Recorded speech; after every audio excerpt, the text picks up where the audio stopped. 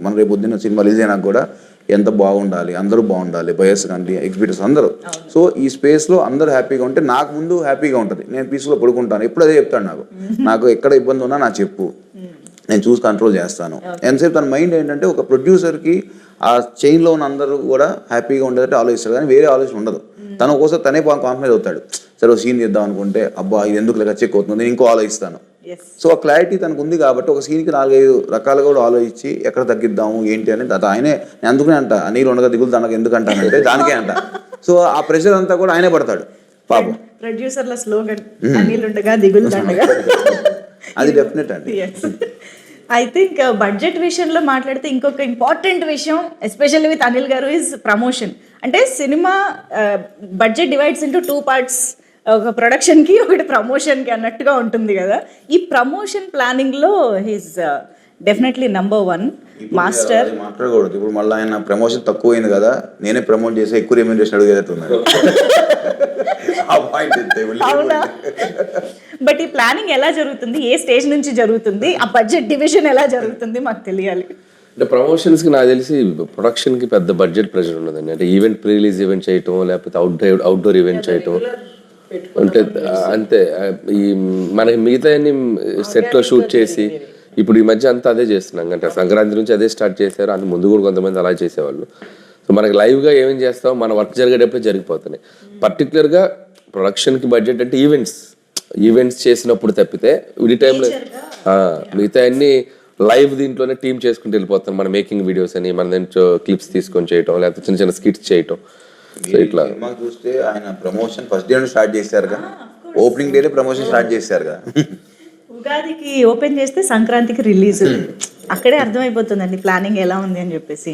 But I think you deserve all the applause. ఈరోజు ప్రొడ్యూసర్స్గా మీ ఇద్దరికి, especially megastar himself మీకు stage పైన, ఎస్పెషల్లీ మీకు మా పెద్ద బిడ్డ అంటూ ఆయన మాట్లాడుతుంటే మాకే భలే ఎమోషనల్గా అనిపించింది. మీకు ఎలా అనిపించుంటుంది that moment? It was very heart warming అండి. అంటే ఆయన సెపరేట్గా నన్ను పొగుడుతున్నారు కానీ, బట్ ఇవన్నీ ఆయన చూసి నేర్చుకుంది. ఆయన కూడా ఇంటికి పెద్ద బిడ్డ, సో ఆయన చూసి ఇది ఇంతే కదా, అంటే ఎల్డర్ అంటే ఇలాగే ఉండాలి కదా అని నాకు ఫస్ట్ నుంచి ఇది చూసి నేర్చుకున్నావు. ఇది జస్ట్ న్యాచురల్ కదా, ఇలాగే మనం రెస్పాన్సిబిలిటీ తీసుకోవాలని అనుకున్నాము. బట్ వెరీ టచింగ్ దట్ ఇలాగ పబ్లిక్లో, ఇంకా ఈ పబ్లిక్ ఫోరంలో ఎప్పుడు ఆయన అది అడ్రస్ చేయలేదు. సో ఫస్ట్ టైం చేసింది. It was very very happy. And ఆ రోజు అమ్మ చాలా హ్యాపీ అయిపోయారు. ఫస్ట్ ఇలాంటి ఈవెంట్స్ జరిగినప్పుడు ఆయన దిష్టి తీస్తానంటారు, బట్ ఈసారి మీకు కాదు మీ పెద్దమ్మాయికి తీయాలి ఫస్ట్ అన్నారు. సో వాళ్ళిద్దరికన్నా మా పిల్లలు ఇద్దరు దేవర్ రియలీ హ్యాపీ. ఈవెంట్ అయిన తర్వాత ఒక 2-3 hours కూర్చున్నా నైట్ దీని గురించి మాట్లాడుతూ. How sweet. Wow. I think memorable, one of very very very memorable evening అయింది. అండ్ సావు గారు కూడా ఐ థింక్ కామ్గా కూల్గా హ్యాండిల్ చేశారు అని మెగాస్టార్ చెప్పడం అనేది బిగ్గెస్ట్ అచీవ్మెంట్ అది. కానీ అదే మళ్ళీ ఏంటంటే ఇంత పెద్ద భారీ చిత్రం చేస్తూ కామ్గా కూల్గా ఉండడం కూడా పెద్ద విషయమే డెఫినెట్గా. అది ఎలా మేనేజ్ చేస్తారో మరి మీరేమన్నా చెప్పాలి మాకు. లేదండి, నాకు అంత తొందరగా అంత కోపం రాదు, చాలా టైం తీసుకుంటాను. అంటే మాకు చెప్తున్నారా, లేకపోతే మేము ఇంటర్నల్గా కూడా కనుక్కుంటాం? కనుక్కోండి, పర్లేదు, ఎవరైనా అదే చెప్తారు. అంతేనా? ఓకే. అఫ్ కోర్స్ మాకైతే ఎప్పుడు ఇలాగా స్మైల్తోనే కూల్గా కనిపిస్తుంటారు. సో అనిల్ గారు అయితే ఇంకా చెప్పక్కర్లేదు, ఎంటర్టైన్మెంట్కి కేర్ ఆఫ్ అడ్రస్. కానీ మెగాస్టార్తో అనిల్ రావిపూడి గారు కలుస్తున్నారు అన్న మూమెంట్, ఇది టాక్ వచ్చినప్పటి నుంచి కూడా మాలో ఎక్సైట్మెంట్ పెరుగుతూనే వచ్చింది. ఎందుకంటే వి ఆల్ లవ్ చిరంజీవి గారు ఇన్ ఎంటర్టైన్మెంట్ స్పేస్.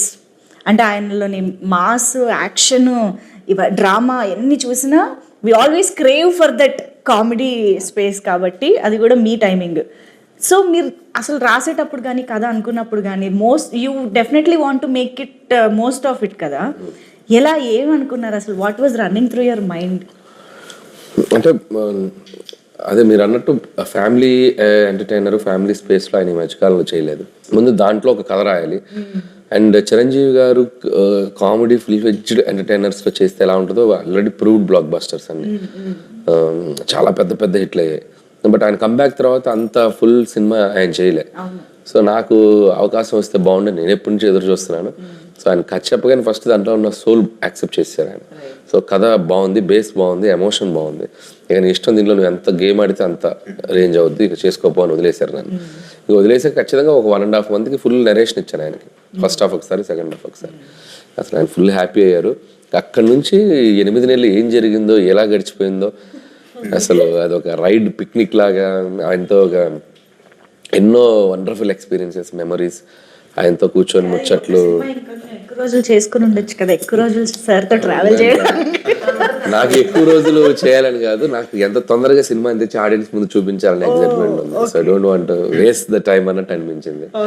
సో అంటే ఎన్నో మూమెంట్స్ తీసుకున్నాను. అండ్ ఆయన ఎక్స్పీరియన్స్, ఆయన షేర్ చేసుకున్న మూమెంట్స్, ఆయన నాకు ఇచ్చిన కొన్ని కాంప్లిమెంట్స్ అన్ని లైఫ్లో మర్చిపోలేను.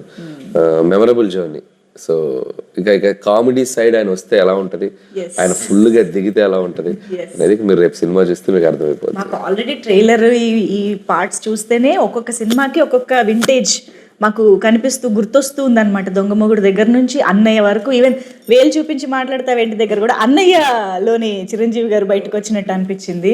సో అలా we could relate to each and every dialogue and expression, reactions.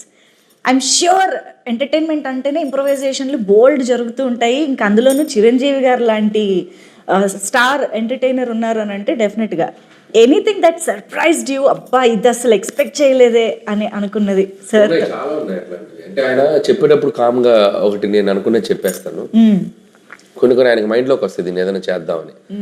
ఒక్కోసారి చెప్తారు, ఒక్కోసారి చెప్పకుండా చేసేస్తారు. ఆ చెప్పకుండా చేసి చాలా బాగుంటాయి. మనం ప్రిపేర్ అయి ఉన్నాం కదా, ఉంది అది చెప్పలేదు. డైలాగ్ కాకపోయినా అదే రివీల్ చేయకూడదు. వెంకీ గారు కాంబినేషన్ లో ఒకటి చేసాం, ఫోటో దిగటానికి వస్తాను. చాలా క్యూట్ గా చేశారు ఆయన. అసలు అది నేను చెప్పలే, ఆయన దూరంగా ఉండి చూసేది అనుకున్నాం, బట్ వాళ్ళ దగ్గరకు వచ్చేసి ఆయన చిన్న ఇంప్రూవైజ్ చేశారు. అది చాలా బాగుంది. జనరల్గా ఆయన ఇమేజ్ కి ఆ క్యారెక్టర్ లో ఉన్నారు కాబట్టి, ఆ శంకర్ ప్రసాద్ లో బిహేవ్ చేశారు కాబట్టి చేయగలిగారు. దట్ ఈస్ ఆర్టిస్ట్ గా ఆయన ఎంత క్యారెక్టర్లు ఓన్ చేసుకున్నారు అనే దానికి ఒక ఎగ్జాంపుల్. అలాంటివి చాలా చేశారు. ఇంకా ఆయన అదే చెప్పాను కదా, సో కామెడీ టైమింగ్ ఆయనకి నరాల్లోకి ఎక్కిందా, ఆయనకి అన్స్టాపబుల్. బికాస్ ఆ డైలాగ్ డెలివరీలో కానీ, ఆ రియాక్షన్, బాడీ లాంగ్వేజ్, ఎవ్రీథింగ్ అసలు భలే.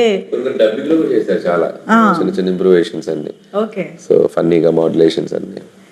ఇంకా మేము లెక్క పెట్టుకోవాలి అంతే రేపు థియేటర్లో, డౌట్ లేదు. అండ్ మోస్ట్ ఇంపార్టెంట్లీ ఆ మూమెంట్, అవును ఇప్పుడు ఏమైనా లీక్ చేస్తారా ఏ టైంలో వస్తుంది ఆ కాంబినేషన్ అని?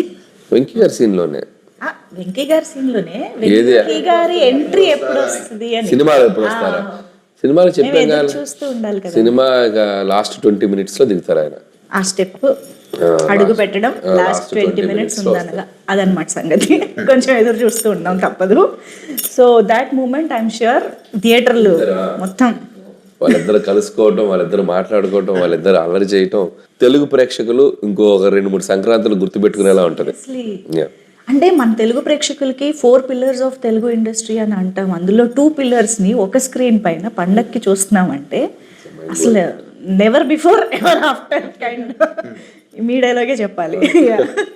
సో బట్ మీరు ప్రీ రిలీజ్ ఈవెంట్లో ఒక మాట కూడా అన్నారు, సినిమాలో ఇమోషన్స్ యాంగిల్ కూడా చాలా ఉంది అనేసి, విచ్ మనకి ట్రైలర్లో కానీ అది ఎక్కువ కనిపించలేదు. మనకి ఎక్కువ యాక్షన్, ఎంటర్టైన్మెంట్ ఇవి బాగా కనిపించాయి.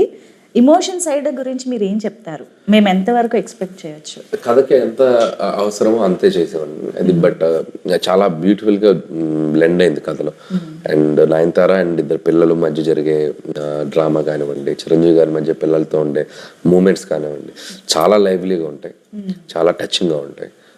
అండ్ ఉన్న ఒక 2-3 సీక్వెన్స్లు కూడా అది మనకు ఒక తెలియని ఒక అనుభూతుల్ని క్రియేట్ చేస్తాయి. అండ్ ముఖ్యంగా సెకండ్ హాఫ్లో ఎక్స్ట్రాడినరీ అత్త కోడల మధ్య ఒక సీక్వెన్స్ ఉంటుంది. I don't want to reveal it, but దాంట్లో కొన్ని పాయింట్స్ కానీ, మాట్లాడుకున్న కాన్వర్జేషన్స్ కానీ కొద్దిగా కొత్తగా ఫీల్ అవుతాం.